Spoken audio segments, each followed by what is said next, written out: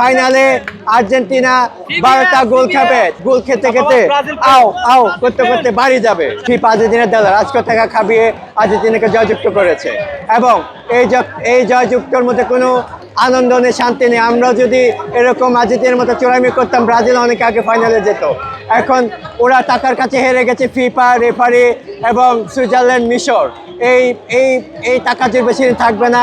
এবার মিশরের খেলার জন্য দেখিয়ে দিয়েছে যে ফিফাকে 1000 কোটি টাকা পাঠানো হয়েছে বিভিন্ন দেশ থেকে আর্জেন্টিনা ভক্তরা, এবং আজকে সেটা হয়েছে। টাকাকে ফিফা এখন আর্জেন্টিনা দালালি করছে এবং দালালি করে ফাইনালও ওরা কাপ নিয়ে নেবে, আমি এটা আশা করছি। মজুক বিরাট কারবার, জিতে নাও ফ্যামিলি কার, স্পোর্টস বাইক ছাড়াও লক্ষ লক্ষ নিশ্চিত গিফট। আমি বলেছি 8টা গোল খাবে, এখন সব কথাতে সবসময় সত্যি হয় না।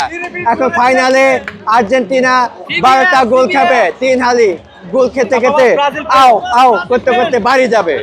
আমাদের কষ্ট না, আমাদের কষ্ট এখানে যে ওরা টাকা কেন খাচ্ছে, কেন টাকার বিনিময়ে জয় হচ্ছে।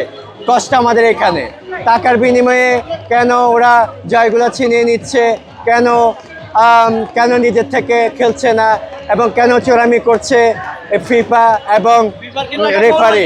সবসময় একটা দলের খেলোয়াড়গুলো সবসময় ভালো থাকে না বা ফিজিক্যালি ভালো থাকে না, একবার উত্থান পতন হয়। এবং 2002 সালে যে খেলোয়াড়গুলো ছিল ব্রাজিলের, ওরা যদি এবার থাকতো তাহলে এবার কখনো ব্রাজিলকে হারাতে পারতো না।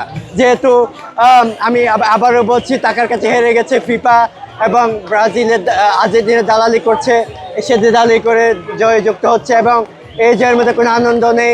তোমরা পিওরলি খেলে তারপরে জয়যুক্ত হও। আমি মনে প্রাণে ব্রাজিল সুইজারল্যান্ডের পক্ষ হয়েছে, কারণ বিশ্বদেবী এখানে খেলা দেখতে এসেছি, কারণ আমাকে তো এখানে যে কোনো দল একটা সাপোর্ট করতে হবে।